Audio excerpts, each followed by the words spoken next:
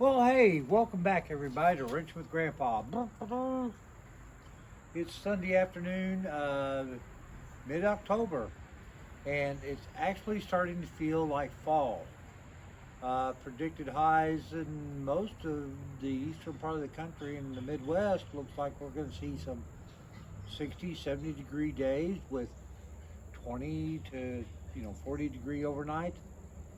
I'm ready to break out some cold weather gear. Not Arctic weather, but I'm tired of sweating all the time. I'm sure most of you are as well. Well, today, our Sunday blog, as it were, is going to be a little different. I mean, doing what I can, trying to help out. We're getting ready for some personal medical things with the wife that we're going to have to deal with, so it's going to kind of take me out of the loop for maybe 2 weeks. Your prayers for her are greatly appreciated. It's not a big deal, knee replacement. Well, it's a big deal, but so we got to deal with that. And as well as, paying the bills and keeping the deer fed and the parts being bought to continue keeping the fleet on the road. Take a breath. Calm. Hallelujah. It is absolutely gorgeous here. This is probably one of the nicest afternoons. Let's just take a quick gander of the neighborhood.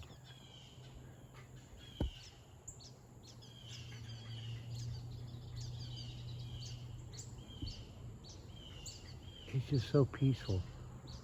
Yeah, we're doing yard work, or I need to do some more yard work. We got cars sitting all over the place. So let's get into a little bit of what we are doing, or what I am doing. Let's zoom in here a little bit. As you've seen from the recent posts, I've decided to start trying to put the interior back together. Excuse the paint and the glue and stuff.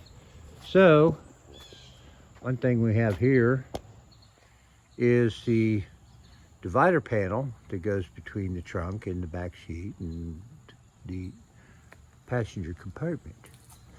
And it is, just kind of a textured finish on the trunk side, which I have reshot with some flat black today. You've got your little manual latches that hold it in place. And then on the other side, if we can do this without being too insane,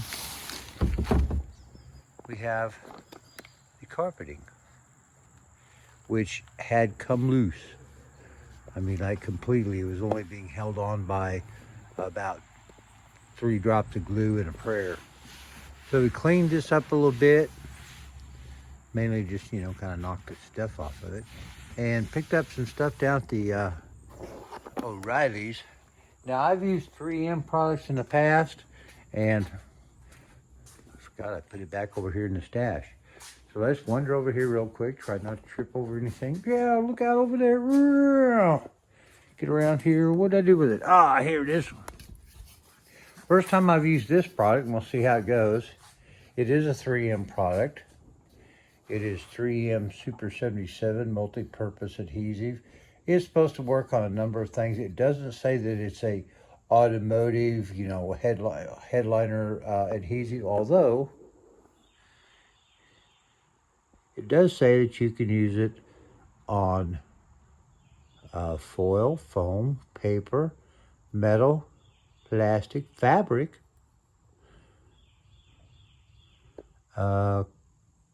what is that? Something called, cardboard and something else. Leather, I don't know. But anyway, it was an appropriate size container. I didn't need a larger container, and I didn't want to spend twice as much money for a product I didn't need that much of. So it seems to be working pretty good. It's really got a grip on that carpet, so I'm letting it sit out there to cure and get all nice and tight. Oh, let's see. I'm going to start out right now by saying this. If you're doing this kind of stuff, God bless you. Taking a 60-year-old car, park it in your garage for 4 years, and slowly try to bring her back to where you can drive her around town, maybe do a car show, maybe have some outrageous aspirations of doing something like Power Tour. And you want the prettiest girl you can do. You want to put your best work out. So you spend more time and energy doing stuff like making sure you're getting all the chrome polished up and you're getting all the paint looking nice, and you're spending hundreds of hours rehabbing wheels and tearing the whole interior out of the car so that you can clean it and do rust restoration. Make sure that all the panels and stuff are in, that you got all your weather stripping done, on and on and on. So here's the advice of the day. If you're one of the guys like me in this little venture of taking old cars, restoring them, either for whatever reason, you're buying cars, you're repairing them and flipping them for a profit, or you're doing restorations as a hobby, DIY, bankruptcy, why ever you're doing it. Probably one of the, I'm going to say two, well, let's make it three, most important aspects to consider. And the first one is this: support of your family. If you're married and you're talking about taking on a build, and your wife and your other family members aren't supportive of it, don't do it, because it will be the build from hell. You will never hear the end of, well, why isn't this done? How come this costs so much? Blah, blah, blah. So make sure that everybody in the house is on board. Number two, time. Don't spend every ounce of free time, like anybody's got free time, out in the garage. Make sure that you're tending to your family's needs. Is the wife good? You need to take out the trash. You need to help with some housework, some laundry. You need to duct tape the kids to the basement wall for a little while. Whatever. Don't neglect your family by being out in the garage all the time. And third, don't commit yourself financially to something you're not prepared to deal with. Today's market with rebuilds is insane. Pricing on restoration parts for cars that are anywhere from 25 to 50, 60 years old are becoming extremely scarce. Reproduction parts are crap, overpriced, they don't work. And if you're even working on buying parts for something, your daily driver today, be careful, because so many of the parts that our market has been flooded with over the past 10 years is not good quality stuff. Hopefully we can make that change in the future, but right now, be aware. Make sure that you're getting the parts you need and they're going to work and they're affordable. If you're working on something like this, God bless you. But if you are, don't dump every extra nickel you've got into it. It ain't going anywhere, especially if you've got this one like mine where it's on jack stands and the drive shaft's out of it. But make sure that you're taking care of everything else in your life financially before you start putting money. And I'll be honest with you, I have curtailed a lot of my purchasing. Oh yeah, there's all kinds of stuff I've got marked in the catalogs and tagged, on the phone and everything else that I either need or would like to have or would be, bucket list. But right now, not buying really any of them because we've got other financial commitments coming up. And I know that those are more important than buying parts, screws, nuts, bolts, whatever. I'm spending more money lately on stuff like uh, restoration paint and screws and stuff, clips, interior doodads and thingamabobs. And a little piece of advice, boys and girls. When you start ripping everything out, and this is my rookie mistake, this is really the first major full restoration that I've taken on, and it took me to be in my 60s before I had killed enough brain cells to try to do something like this. But I never gave it any thought when I started tearing everything out and doing this and doing that from this end to this end and all in between, and putting stuff over here and over there and wherever. I couldn't keep track of what I'd taken off the car, what went together, like this bracket, these bolts and these nuts, this trim, that stuff, whatever. And I'm coming to find out now with trying to put this interior back together, holy moly, Brandon, if you're doing this and I mean, that was my problem. I'm used to doing stuff where, okay, you got to fix something. It's in the driveway. You got to drive it to work on Monday. So you get out there and you rip everything out. You fix, replace, whatever, and you get it back together and running so you can go to work.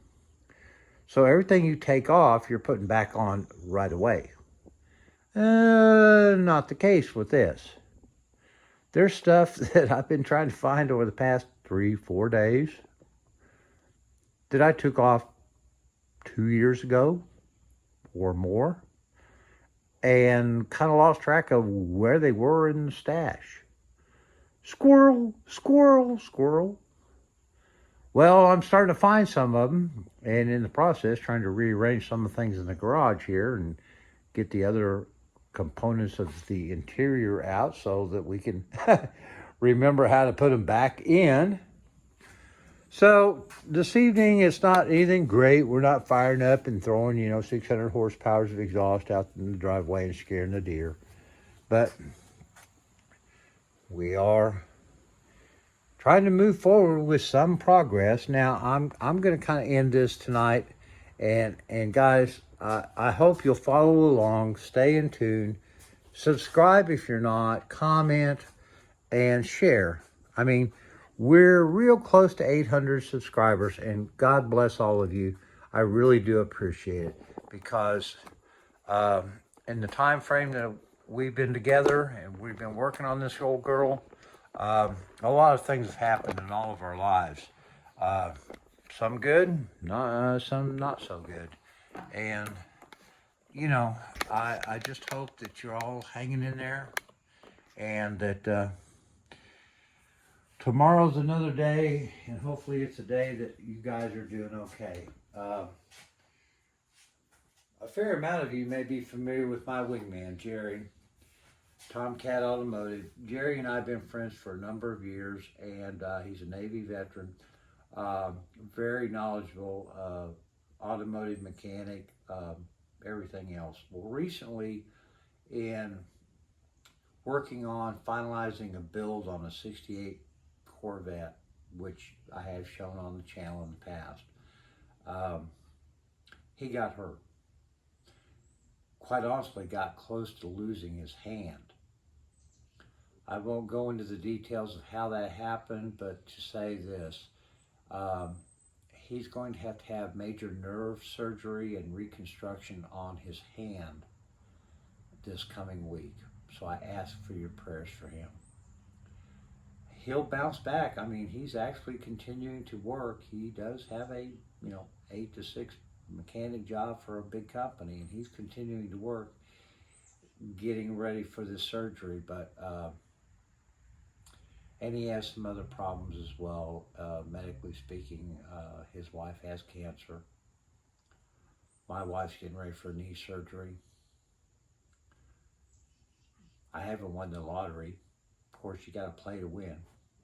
I'd rather spend my money on parts and cold adult beverage. Guys, look, let's all have a good week coming up. Fall hopefully is finally here. And I'll tell you what, I don't care how bad a day I'm having. If it's 70 degrees outside with a light breeze, I'll take that over any good day with 95 degrees. Take care. God bless y'all. See you soon. Bye-bye.